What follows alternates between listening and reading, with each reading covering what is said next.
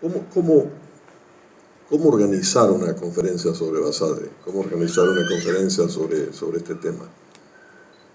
Quiero darle las gracias muy especialmente a todos ustedes y especialmente a las autoridades, pasadas autoridades regionales que han tenido la gentileza de venir aquí a escucharme. A mí me parece que lo primero que tendríamos que explicar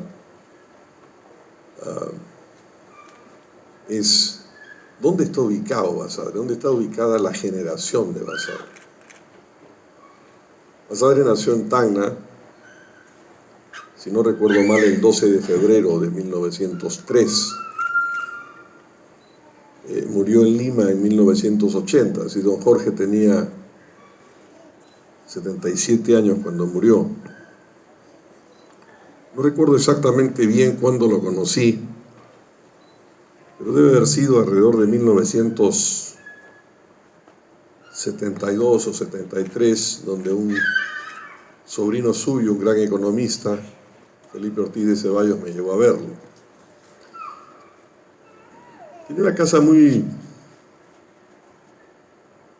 modesta, en una zona muy buena de Lima, pero era una casa sencilla. Era muy evidente una casa organizada en torno a libros. Y tuve el privilegio de verlo muchas veces. No tuve con él la intimidad y la cercanía que tuve con otras dos grandes figuras peruanas que fueron Aya de la Torre y Belaúnde, a quienes sí conocí muy bien, pero conocí de todas maneras bastante a don Jorge, hablé mucho con don Jorge Basadre.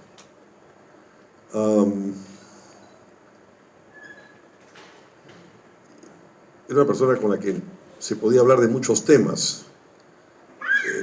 Con Felipe y yo lo acompañamos varias veces. Yo soy muy cinemero, y Basadre era un gran cinemero, le encantaba ir al cine.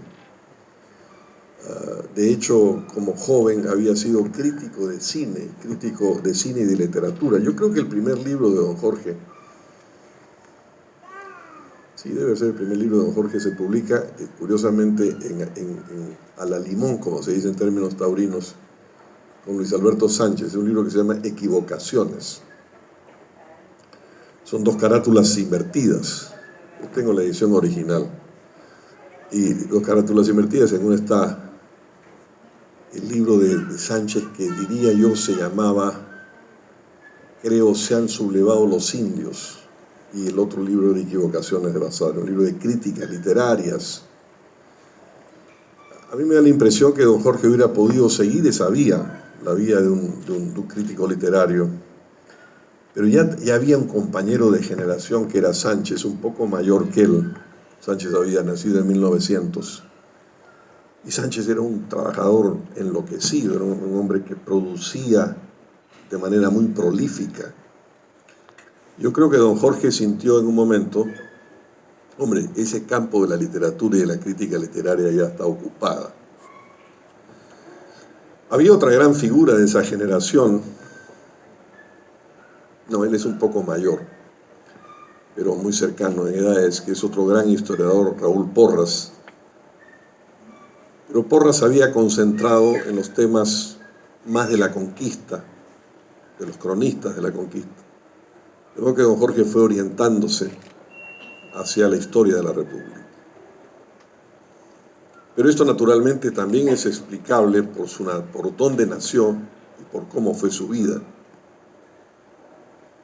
Apenas tú hablabas un poco con Basadre del Perú, surgía, si no al comienzo, casi al comienzo de una conversación, o muy rápidamente surgía el tema de Tacna, la experiencia de Tacna.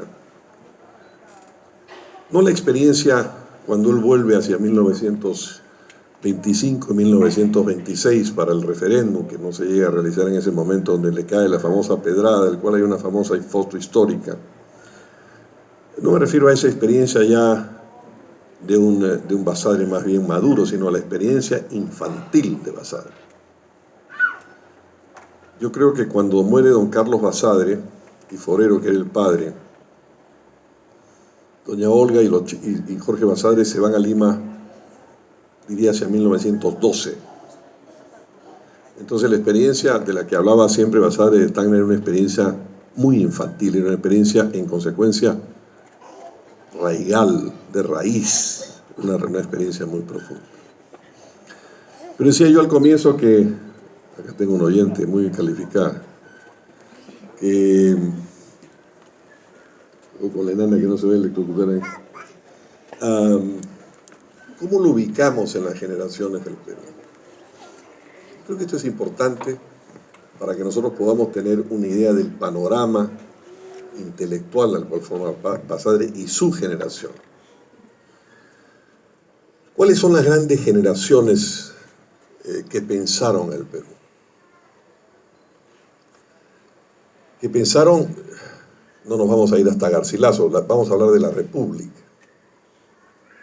Probablemente la primera gran generación es la generación de los pensadores de la independencia, de gente como Sánchez Carrión. Sánchez Carrión nace en 1787. Poquito menor que Bolívar, un poquito menor que Andrés Bello. Bolívar y Bello nacieron en 1783, Sánchez Carrión en 87. Esta es la primera gran generación, y es la generación que se pregunta cómo vamos a organizar el régimen político después de los españoles. República. Nosotros hoy día hablamos de la República como una cosa establecida, pero la idea del presidente de la República, por ejemplo, es una idea completamente nueva en la historia del pensamiento político. Se creó, lo crearon los padres fundadores de la Constitución americana. Se decía de George Washington, que fue el primer presidente americano de los Estados Unidos, que era un hombre que cuando entraba a un salón, todo el salón gravitaba hacia él. Fue el jefe natural de los ejércitos rebeldes de los Estados Unidos y era el jefe natural del gobierno que llegaría con la independencia de los Estados Unidos. Una independencia que se declara, las 13 colonias, en 1776, y que 11 años después se reúnen para una constituyente en Filadelfia para determinar cómo va a ser el sistema de gobierno. No se sabía cómo iba a ser, no se sabía que iba a haber un presidente de la República, no se sabía, por ejemplo, cómo se trataba al presidente. Y es Washington, con su conducta personal, el que va definiendo los contornos de esa institución. Por ejemplo, él dice, no me traten de su majestad. Prohíbe que lo llamen su majestad. Hubiera podido ser de pronto rey de los Estados Unidos y le hubieran entregado el reinado. O hubiera podido ser presidente vitalicio. Y él, como el famoso Cincinnatus de Roma, al terminar su mandato dice, no, yo vuelvo al campo, vuelvo al arado, voy a abandonar la presidencia pasado un plazo. Y en consecuencia van definiendo el sistema republicano de gobierno. Cuando comienza el país, la independencia del Perú, no sabemos no se sabía qué cosa era la república. Es una cosa que copiamos la institución presidencial, por ejemplo, los Estados Unidos. Yo acabo de estar el sábado en Canta, fui a Canta a dar una conferencia en Canta y llevé a mi hijo menor, ese que es el menor que ustedes vieron en la campaña, que era uno. Yo tenía plata para pagar 2 asesores nomás en mi campaña, que era mi hijo mayor y mi hijo menor. Y paramos un momento en la histórica hacienda de Punchauca. En esa... Tiene que ver con el tema de esta noche. Es una calamidad del Perú. Entré a la hacienda de Punchauca, está destrozada, abandonada, es un corralón, está cerrada, tuve que subir Es una hacienda histórica, donde en 1320 se reúnen San Martín y La Serna. La Serna era el virrey que había inaugurado una tradición que después fue una tradición constante del Perú, que fue la tradición de los golpes de Estado, los golpes militares. Había un virrey, La Pezuela, y los militares españoles derrocan a Pezuela y nombran a La Serna virrey. Es un golpe militar típico.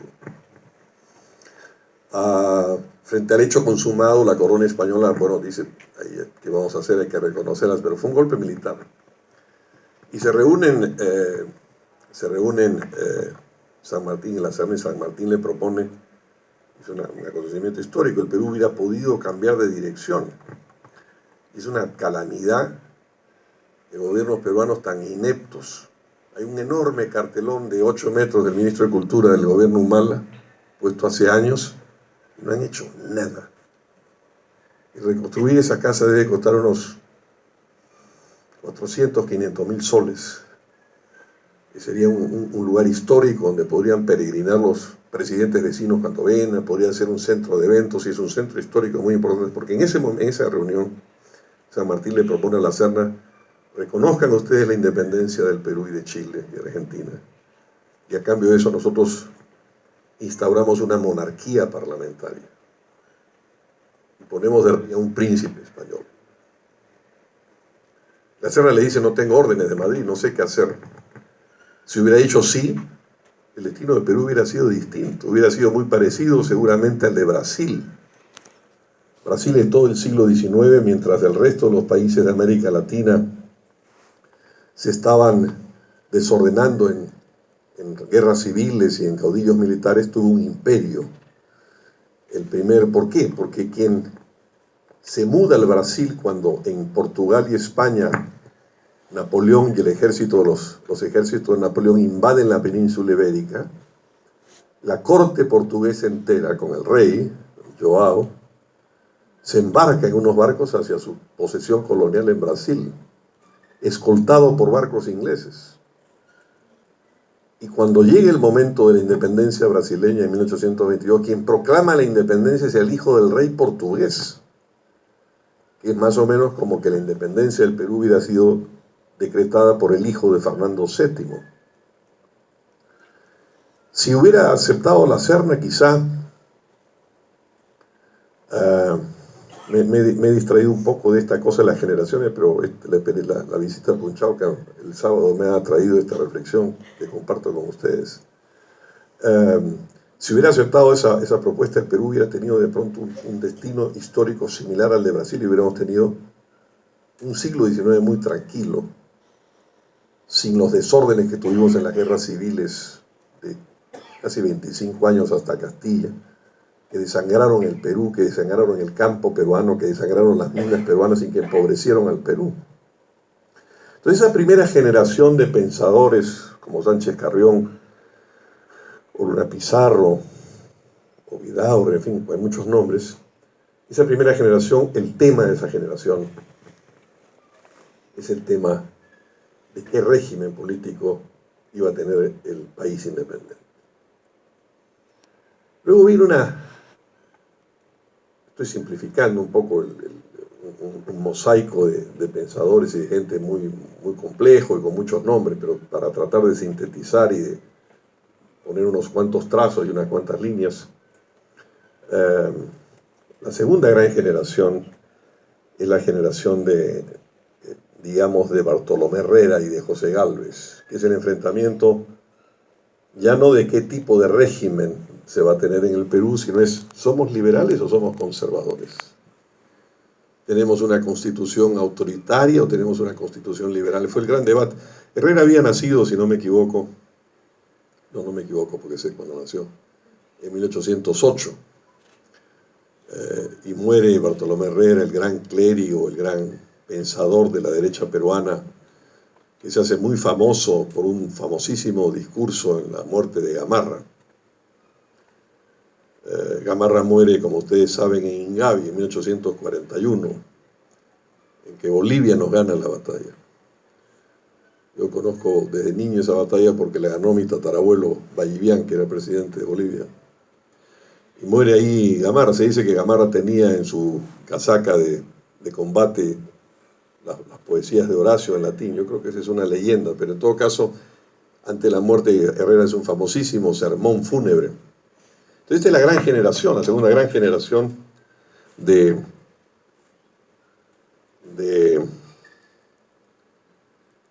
de pensadores peruanos, que es el tema del orden y la libertad, del liberalismo, del conservadurismo. La siguiente generación del siglo XIX probablemente la tenemos que resumir en dos grandes economistas, que eran además economistas o periodistas económicos. Uno de ellos fue un gran periodista económico, que luego fueron primero ministros de Hacienda, uno en 1866 y el otro en 1869, que terminan los dos siendo presidentes de la República y terminan los dos encabezando dos grandes corrientes políticas que fueron, como ya ustedes adivinarán, por un lado Manuel Pardo, asesinado en 1878 después de haber sido el primer presidente civil, era presidente del Senado y lo matan en las escalinatas del Senado. Yo siempre me he quedado muy sorprendido de ese asesinato, ¿no? Porque fue un año antes de la guerra con Chile, un año antes de que los chilenos se invadieran, ¿no? No ha habido nunca un estudio, no hay ninguna acusación de que los chilenos estuvieron detrás de ese asesinato. Se le asigna a un subalterno militar descontento, pero a mí siempre me ha llamado mucho la atención ese asesinato de un hombre que era rector en la vida del país se produjera tan poco antes de la guerra con Chile, ¿no? Raro. Y el otro, Nicolás de Piérola, un personaje discutido, controvertido, pero que en 1895 llegó a la presidencia y reconstruyó el Perú. Esa es una tercera gran generación, digamos. La primera, la de los pensadores. La segunda, esta generación de los liberales contra conservadores. Y esta tercera generación de Pardo y Piérola fue una generación en donde el tema ya no era como la primera generación, qué tipo de régimen tendría el país independiente, ni como en la segunda generación el tema del conservadores frente a liberales, sino que esta tercera generación giró alrededor de la riqueza del Perú, el tema del guano, el tema de los ferrocarriles, el tema de las exportaciones, cómo protegemos la riqueza del Perú, cómo la afianzamos, el tema de la riqueza económica. Después de ello viene una cuarta generación, en este repaso que estoy haciendo, muy importante, una generación brillantísima, probablemente la generación de los hombres más inteligentes de la República, que se llamó la generación del 900. Todos habían nacido más o menos entre 1883 y 1985. El más preclaro de ellos era un historiador limeño perteneciente a la aristocracia colonial del Perú, que se llamaba José de la Ribagüero, y que escribió un libro medular en la historia del Perú, probablemente el gran libro sobre el Perú, que se llama Paisajes Peruanos, un libro que yo siempre recomiendo.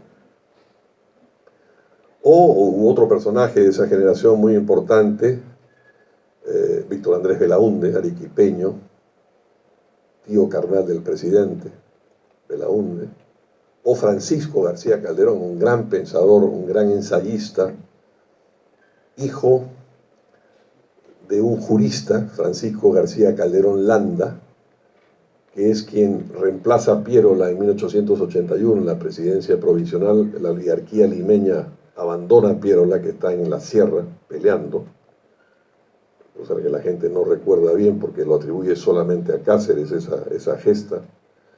Y Piérola se da cuenta que ya no tiene el respaldo de las élites y de los poderes fácticos porque proponen otro gobierno para entenderse con los chilenos. Esta es la realidad.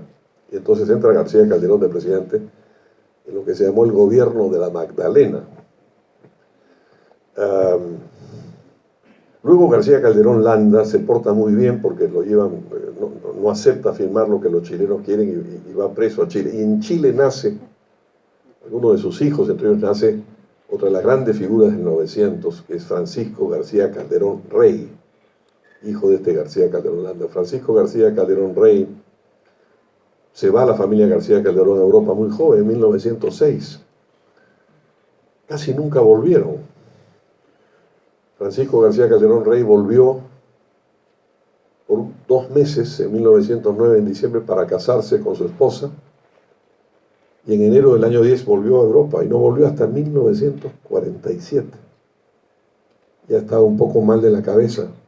Sus últimos años los pasó en el Larco Herrera. Pero apenas llegado a Europa en 1907, en París, publicó jovencísimo. Yo siempre me da una envidia esos hombres que tenían. García Calderón tenía 23, 24 años cuando publicó en París Le Pérou Contemporain, el Perú contemporáneo.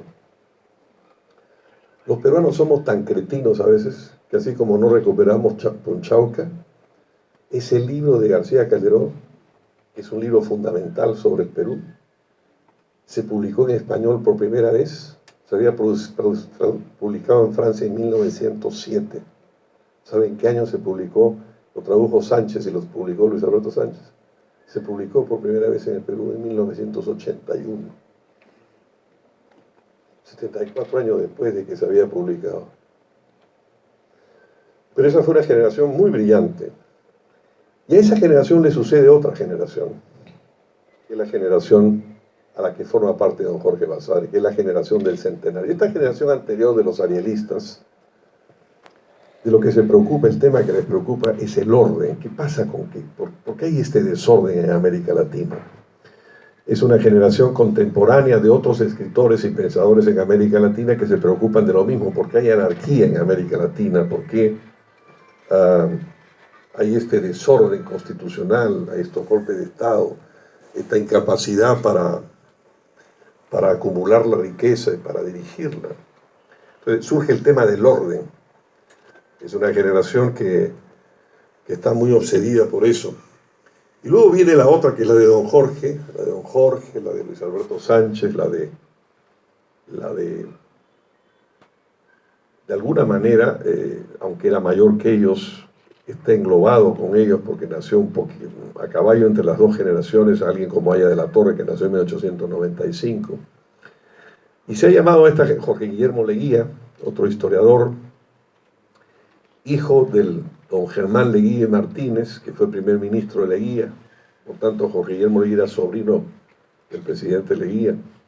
Y a esta generación se le ha llamado la generación del centenario, porque surge a la vida intelectual y a la vida política muy jóvenes. El año 1921, que es el centenario de la independencia, don Jorge tiene 18 años, Sánchez tiene 21. Son unos adolescentes, pero ya escribían, opinaban. En consecuencia es la generación, se le llama la generación del centenario. Y en consecuencia es una generación, esto es fundamental entenderlo.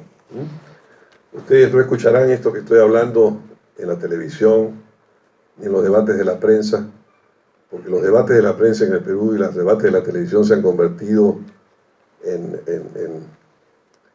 en puro realidad del espectáculo, pero ya nadie habla del Perú y no habla de los grandes temas del Perú, no hablan de la historia. Entonces, por eso si hay algún joven acá de repente se aburre de esta conversación, pero estos son los grandes temas del Perú. Esta generación es una generación obsedida además por un tema fundamental que aparece entonces. Tengan ustedes en cuenta que en 1921, la fecha del centenario, es 4 años después de la revolución bolchevique en Rusia, o 11 años después de la revolución de Francisco Madero en 1910 en México, de la insurrección contra Porfirio Díaz. Entonces aparece el tema de la justicia social, aparece el tema de las clases populares, aparece el tema de las reivindicaciones de los pueblos.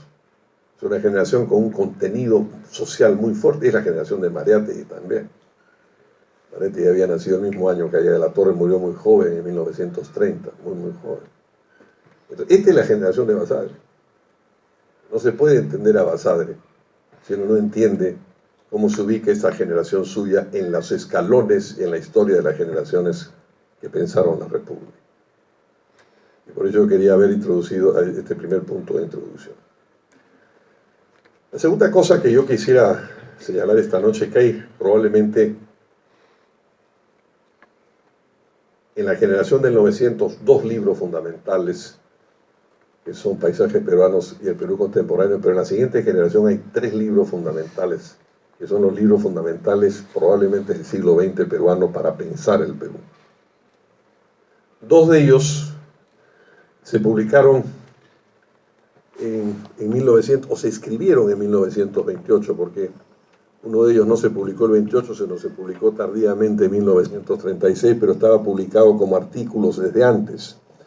Y en la práctica estaba escrito también en 1928. En 1928 se escribieron, uno de ellos se publicó ese año, que fue 7 ensayos de interpretación de la realidad peruana de Mariátegui. Y el otro, que se publica como libro completo recién en Buenos Aires en 1936, se habían publicado como ensayos desde 1924, 26, 27 y 28, es El antiimperialismo y la pradería de la Torre. Pero hay un tercer libro fundamental, que es un libro de 1931, que es el libro de don Jorge Basadre, Perú, Problema y Posibilidad.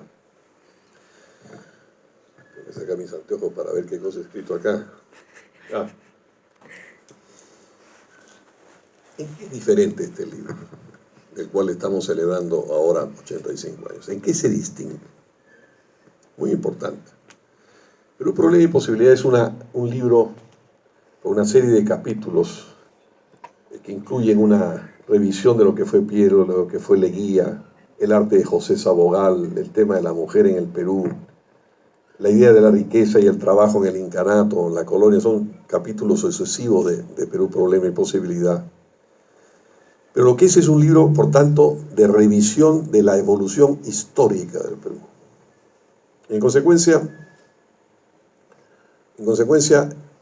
no es como el de Mariátegui, un libro que trata de recoger lo que Mariátegui ha aprendido en Italia, en su exilio italiano, de los marxistas italianos, de Gramsci, o de los pensadores como Benedetto Croce o Gentile, el gran debate del marxismo europeo que se aplica a entender el Perú. Ni es tampoco la visión también internacional, indoamericana, en este caso de la Torre. El punto de vista de Basadre es un punto de vista particular, que es un punto de vista que está expresado desde la historia del Perú. Y por tanto, sus reflexiones sobre el país no parten de teorías extranjeras, no parten de las grandes discusiones de los temas, sino parten de una revisión, de una reflexión sobre la evolución histórica del Perú. Y yo creo que es fundamental entender esto de Basadre, cuál es el punto de vista de Basadre, desde dónde mira el Perú. Yo esto lo tengo muy claro porque yo miro el Perú como él. Yo he vivido casi toda la mayor parte de mi vida en Lima, pero yo nací en la provincia. Yo soy un provinciano. Se dice que las gentes están definidas en su vida por dónde pasaron entre los 7 y los 15 años. 1, 2, 3 años la gente no se acuerda, pero dónde estuvo entre 7 y 15 años la gente es de donde estuvo entre los 7 y los 15 años, de lo que estuvo en la... Entonces eso es lo que forma tu personalidad, tu mentalidad. A mí me sucede muy frecuentemente, me sigue sucediendo muy frecuentemente cuando me pongo a discutir con alguien en Lima, que mi punto de vista es totalmente distinto del otro, que es un limeño. Yo nací en una provincia, viví mis primeros 15 años en el campo peruano, fui a un colegio de primaria en la provincia, fui a un colegio de secundaria en la provincia, yo soy un provinciano. Mi punto de vista es el de un provinciano. Y eso es el punto de vista de Basadre también. Este es un tema fundamental para entender a Basadre. En consecuencia, lo que Basadre reflexiona sobre el centralismo no es una reflexión teórica, no es la de un tipo que viene de estudiar en París a hablar de, como todos los sociólogos marxistas que van después de estudiar en la Sorbonne, sino era la de un hombre que había tenido la experiencia de la provincia. Pero además, esta es la segunda cosa fundamental en Basadre, sin la cual no se puede entender Basadre ni su punto de vista, es que es un pensamiento de la revancha. Un pensamiento de la revancha en el sentido noble de la palabra. ¿Cómo nos reivindicamos de la herida? Yo recuerdo como si fuese ayer una noche en la casa de don Jorge, cuando él me contaba cómo en Tacna los peruanos iban a las iglesias y oían misa desde afuera, de oídas, porque no podían entrar en ese momento a la catedral. Entonces, esa herida de la guerra con Chile, que no se vive igual en Lima, esa herida se vivió aquí, se vivió en Arica, se vivió en Tarapacá, de donde venía, dicho sea de paso, pero alguien como Castilla, muere ahí. Entonces, este segundo punto, el punto de vista de la provincia primero y el punto de vista de la revancha, del ciudadano y el niño que ha sido herido en su infancia por un invasor extranjero que no solamente ha roto a su familia, no solamente ha roto las memorias familiares, sino ha destruido la identidad del Perú. En consecuencia, desde este punto de vista, desde el cual Jorge Basadre escribe. ¿A qué se parece este pensamiento? Yo he llegado a pensar que se parece un poco a la misma experiencia de Belaúnde. En el caso de Basadre, lo que manda es la historia, y en el caso del presidente Fernando Belaúnde mandaba la geografía. Pero en ambos era la reflexión sobre el Perú, hecha no desde libros extranjeros ni desde teorías extranjeras, sino desde la vivacidad del Perú, desde la vivencia del Perú, desde la experiencia profunda del Perú. En el caso de Basadre, asimilada a través del estudio de la evolución histórica del Perú, y en el caso de Belaúnde, que era más un arquitecto que un historiador, y que había observado los caminos milenarios, el Capañaque en el camino de los incas, que había estudiado los muros precolombinos, que había estudiado el urbanismo en base a la geografía, al territorio y a la geografía. Y de alguna manera por eso yo los veo hermanados en una reflexión profundamente peruanista, muy nacionalista. Nacionalista no en el sentido politiquero de la palabra. Ha habido muchos dirigentes nacionalistas, llamados nacionalistas, que llegan al gobierno y se comportan como unos sirvientes del imperialismo norteamericano. No voy a poner nombres porque no he venido a hablar de política esta noche. Sino nacionalismo en el sentido más noble, más estructurado, más positivo de la palabra. ¿Sí? El punto de vista, la reflexión que nace de la experiencia fundamental del Perú. Como no quiero cansarlo mucho esta noche, yo quería resumir un poco en una idea fundamental de Basadre. Basadre era cuando yo lo conocí, don Jorge tendría 70 años ya, y sin embargo siempre estaba recibiendo libros nuevos. Él leía muy bien inglés, leía muy bien alemán. Siempre me dio envidia porque yo no leo alemán. Él había ido, cuando se va de acá, de Tacna, él va al colegio alemán, él termina en el colegio Guadalupe, pero primero va al colegio alemán, hablaba alemán, y te recibía libros. Y había un pensador que le fue muy importante a Basadre, del cual me habló mucho, se llamaba Ernst Bloch, un alemán que escribió un libro que se llama El principio esperanza. Y en consecuencia, en el pensamiento de Basadre, esta es otra cosa importante que me había olvidado de decir. Basadre es además es muy interesante. Yo estoy convencido de que Basadre era un gran centrista. Basadre no se incorpora al marxismo de Mariátegui, lo admiraba mucho, lo respetaba mucho, pero no entró a ese cenáculo. Dato importante.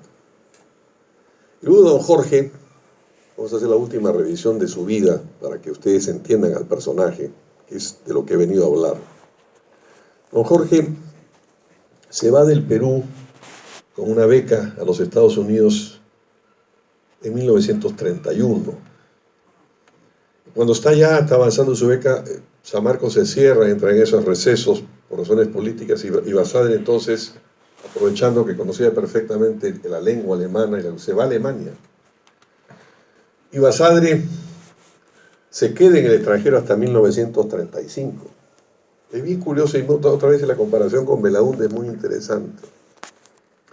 Y en consecuencia, Basadre no está presente en el Perú en 1932, por ejemplo. que es el momento en que el APRA se levanta en una rebelión en Trujillo. Y en consecuencia se produce en el Perú una suerte de guerra civil. Basadre no pertenece a ese mundo, no entra a esa guerra civil, está fuera de esa guerra civil. Entonces Basadre, a diferencia de muchos intelectuales de su generación, como Sánchez, por ejemplo, tampoco se incorpora al APRA. Basadre es una persona que está un poco equidistante, en una posición muy centrista, ¿no? Pero siempre muy preocupado del tema de la justicia y el tema de la igualdad. Tenía un pensamiento muy progresista, pero no era marxista. Yo creo que este detalle es un detalle, y tampoco fue del APRA. No perteneció al mundo de las facciones. Le pasó algo parecido a Belaúnde. Belaúnde es menor que Basadre. Belaúnde nació 9 años después que Basadre, nació en 1912. El padre de Belaúnde y el tío de Belaúnde, Víctor Andrés, era el tío, y el padre Rafael Belaúnde eran grandes personalidades arequipeñas, grandes personalidades políticas, intelectuales, diplomáticas, y van al exilio con Leguía. Y entonces van a Francia. Francia en ese momento era, parece una tontera decirlo ahora, pero Francia era barata para los peruanos, por la diferencia de moneda. Entonces van a Francia. Y Belaúnde estudia colegio en Francia, por eso hablaba francés perfectamente. Y luego pasa a los Estados Unidos a estudiar en este mismo periodo, más o menos, en que Basadre hace su periplo académico de posgrado entre Estados Unidos y Alemania entre 1931 y el 35, Belaúnde estudia arquitectura en Texas. Y cuando vuelve al Perú, vuelve muy poquito después que Basadre. Basadre vuelve el 35, yo creo que don Fernando vuelve el 36. Entonces los dos,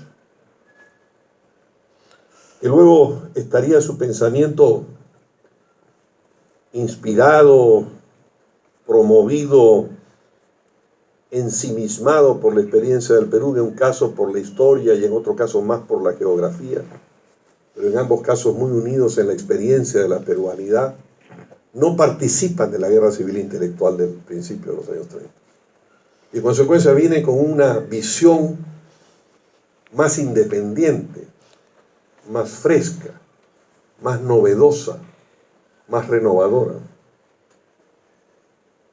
Esto que acabo de decirles esta noche no se ha escrito nunca, voy a ver si lo escribo, porque yo he llegado a esa conclusión. Son dos personas que se parecen mucho y era este pensamiento centrista de los dos, pero sin olvidar nunca la necesidad de cambios profundos en el país para hacer un país iguales. Con lo que llego al tema fundamental que yo quería transmitirles esta noche, es la idea fundamental de Basadre. Yo les hablé hace un momento de Ernest Bloch y el principio de esperanza, pero en toda la obra de Basadre, de manera explícita en un pequeño ensayo muy interesante, que se llama La promesa de la vida peruana, donde Basadre dice en un momento que cuando uno revisa los periódicos del siglo XIX, dice don Jorge, de esos periódicos amarillentos sale todavía un vaho de malos humores y resentimientos, dice Basadre. Sale todavía un vaho de pesimismo sobre el Perú. Basadre nunca fue pesimista sobre el Perú, Belaúnde nunca fue pesimista sobre el Perú. Este es un tema fundamental. Es la idea de la promesa. Está en la promesa de la vida peruana y que está en Perú Problema y Posibilidad. ¿Para qué se hizo esta república? ¿Para qué se creó esta república? Esta república se creó por una ilusión, se creó por una promesa. Yo dije en mi campaña presidencial varias veces, ¿cuál fue, qué movió a los jóvenes que salieron de sus casas y de sus caseríos en 1824 y salieron de Piura o de Lima o de Azángaro o de Morropón o de Ilave o de Sandia o de Arequipa para ir a pelear en la hollada de Ayacucho, en la Pampa de la Quinoa, en 1824, en la batalla de Ayacucho, en Junín y en Ayacucho? ¿Qué los movía? Unos eran blancos, otros eran indios, otros eran mestizos, unos eran costeños, otros eran andinos, algunos selváticos, pero todos estaban unidos por un sueño, que por encima de esas diferencias estaban peleando por un país de iguales, estaban peleando por una república de iguales. Y cuando medio siglo más tarde, en 1879 y 1880, otra vez los jóvenes del Perú salen de sus pueblos y de sus casas, a veces escapándose de sus padres. Era el caso del abuelo de mi mujer, trujillano, de 14 años, que se escapó de su casa para ir a pelear a San Juan y Miraflores. Hubiera muerto ahí, sin duda, si no lo encuentra de casualidad su hermano un poco mayor, que era médico, que lo ve a este Uber peleando en las trincheras ya herido, y lo saca de la cabeza y lo salva. Esos jóvenes de la guerra con Chile, que salieron a defender el honor de la patria, estaban peleando por una raza, estaban peleando por una religión, estaban peleando por un partido, estaban peleando por algo mucho más importante que eso, que era otra vez la República de Iguales. Y esa es la idea fundamental de Basadre. Esta república se hizo para cumplir una promesa. Y esa promesa es una promesa siempre pendiente en el tiempo. Es una promesa que nunca llega a realizarse del todo. ¿Cuál es esa promesa? Cada generación responde a esa pregunta de manera distinta. Las generaciones de mediados del siglo XIX, las generaciones de Pardo y Piérola, que vienen después del desastre del Guano, y por eso uno de los temas que yo he planteado en el Perú y que el presidente actual no ha vuelto a tomar una palabra sobre este tema. Yo estoy esperando que se cumpla con 100 días para llamarle la atención. Yo siempre he estado obsedido para que no le pase al Perú con el gas lo que le pasó al Perú con el Guano, que fue una riqueza extraordinaria que de pronto se dilapidó y se perdió y no sirvió para el Perú, porque sirvió para la riqueza extranjera. Entonces esta gente de esas generaciones, la promesa era responder a la idea de proteger esa riqueza. ¿Cuál es hoy esa promesa? ¿Cuál es al comienzo del siglo XXI la promesa de la vida peruana? ¿Cuál es la promesa hoy día de la República? Probablemente es cómo distribuimos mejor la renta natural, la renta que la naturaleza nos ha dado y que puede ser distribuida equitativamente en el Perú. Probablemente es un tema que no existía antes y existe ahora, es cómo protegemos la biodiversidad del Perú en un mundo de cambio climático tan radical como que ofrece el mundo, cómo protegemos esa riqueza para el futuro. Pero esencialmente, con temas nuevos que se introducen en el debate, la promesa sigue siendo la misma, que es la necesidad de que peleemos por una república de iguales, por el tema de un contrato social con igualdad.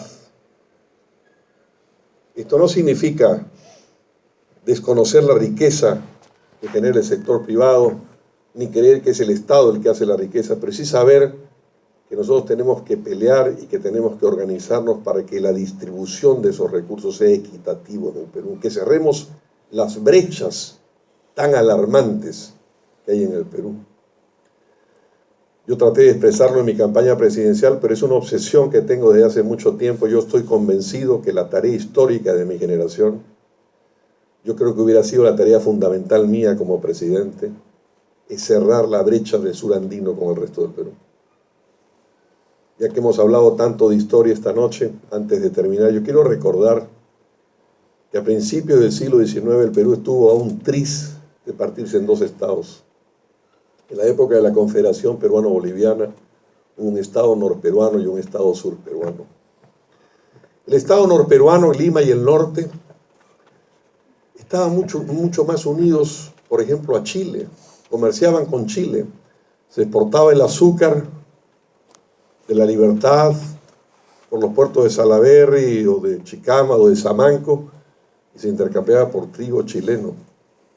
Mientras que el Estado surperuano, el surperuano, el surandino, lo que hoy día son básicamente 7 u 8 departamentos del Perú, estaba mucho más unido a la fuerza gravitacional del Alto Perú, y los intercambios comerciales eran horizontales con el Alto Perú, entre Arequipa, Puno y Bolivia, o el Alto Perú.